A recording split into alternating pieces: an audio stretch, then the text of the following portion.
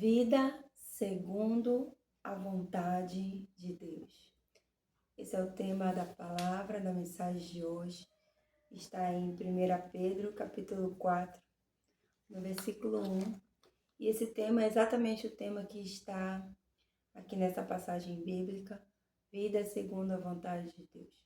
Eu acredito que isso é muito importante, nós nos interessarmos por isso no nosso dia a dia, porque se você tem uma esperança ou um desejo de salvação, se você tem um desejo de caminhar com o Senhor, então, vida segundo a vontade de Deus é muito importante para mim e para você.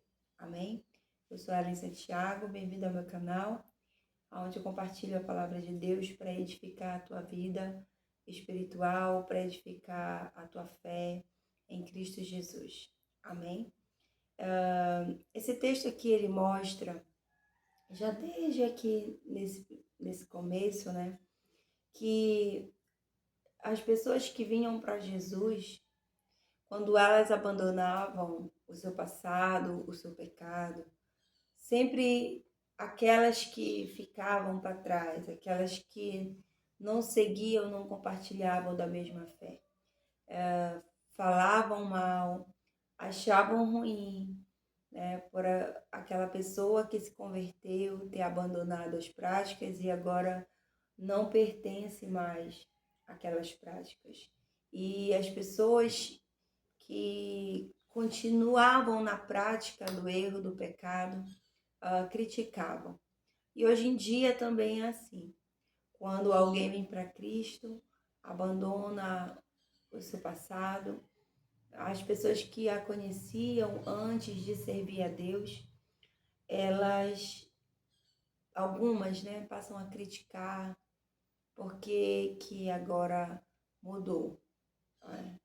E viver uma vida segundo a vontade de Deus é andar não segundo as nossas próprias paixões, não segundo as nossas próprias vontades, mas é fazer aquilo que agrada a Deus. E com certeza, uma vida segundo a vontade de Deus é uma vida segundo o Espírito, não é uma vida segundo a carne.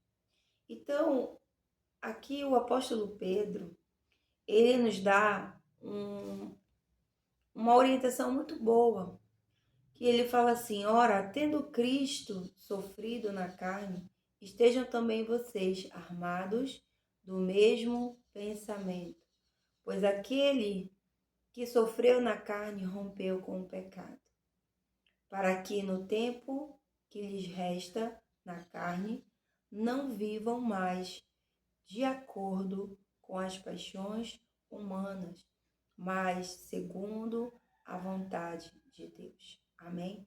Sempre trazendo Cristo como exemplo para as nossas vidas. Ele destaca nesse texto: Cristo sofreu na carne. Então, Cristo condenou as paixões na própria carne. Cristo venceu a tentação do diabo, mesmo a sua carne estando com fome. Ele não transformou as pedras em pães, ele não obedeceu à voz de Satanás. Mesmo no extremo da sua carne, quando ele teve a angústia pela morte, e ali ele sentiu o peso do pecado da humanidade sobre ele. E Jesus disse: se for possível, passa de mim este cálice, mas que contudo não seja feito a minha vontade, mas a tua vontade, Deus. Né? Ele falando com o Pai. Então, Cristo, ele sofreu na sua carne. Então, a palavra de Deus diz que nós também devemos nos armar do mesmo pensamento. Que também, se for preciso, se for necessário, vamos também sofrer na nossa carne. Vamos sacrificar a nossa carne. Temos que nos revestir, nos armar deste mesmo pensamento. Ora, Cristo, tendo Cristo sofrido na carne, estejam também vocês armados desse mesmo pensamento. Pois aquele que sofreu na carne rompeu com o pecado. Muitas vezes Romper com o pecado vai significar para nós sofrer na carne, abandonar as paixões, como o nome já diz, paixões. É aquilo que a tua carne ela gosta, aquilo que a tua carne ela se inclina, ela tem prazer. Então, viver uma vida segundo a vontade de Deus significa romper com o pecado, para que no tempo que lhes resta na carne, vocês não vivam mais de acordo com as paixões humanas, mas segundo a vontade de Deus. Nós temos um tempo, na verdade, nós temos uma carreira a seguir nessa vida, uma corrida, uma caminhada, e nós temos um tempo. E a cada dia esse tempo ele diminui, na verdade. Desde quando nascemos, ele começa a contar. E ele vai diminuindo, então a palavra de Deus ela nos aconselha que o tempo que nos resta na carne, que não vivamos segundo as paixões humanas. Por quê?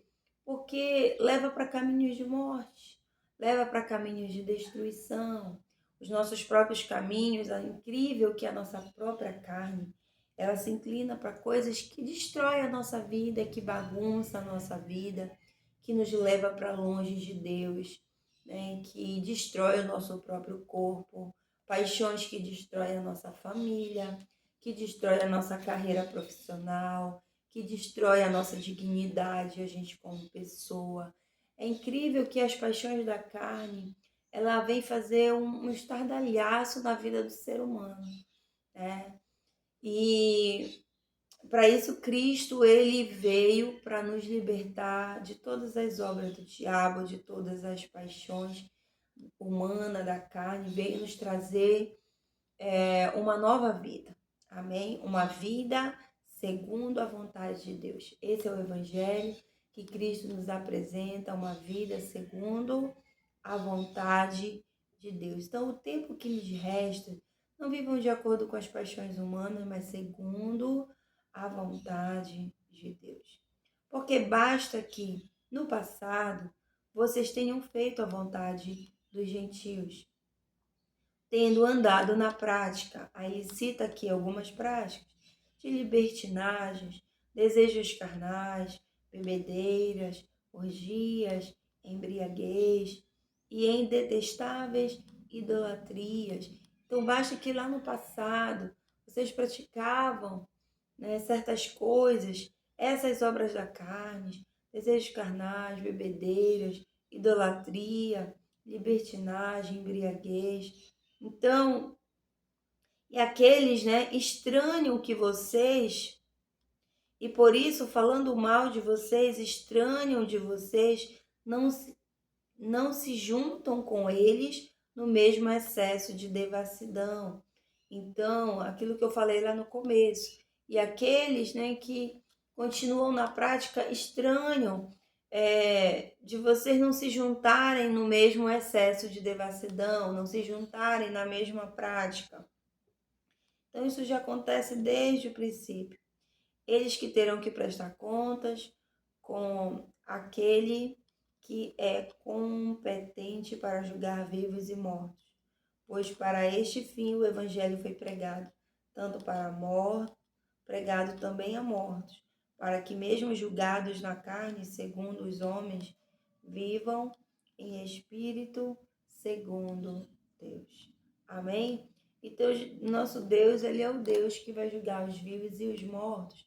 É o Deus que enviou seu Filho, e a mensagem, ela está sendo pregada, tem sido pregada. A palavra de Deus alcançou a minha vida, alcançou a sua, porque você está assistindo esta palavra, e a palavra de Deus tem chegado aos nossos corações.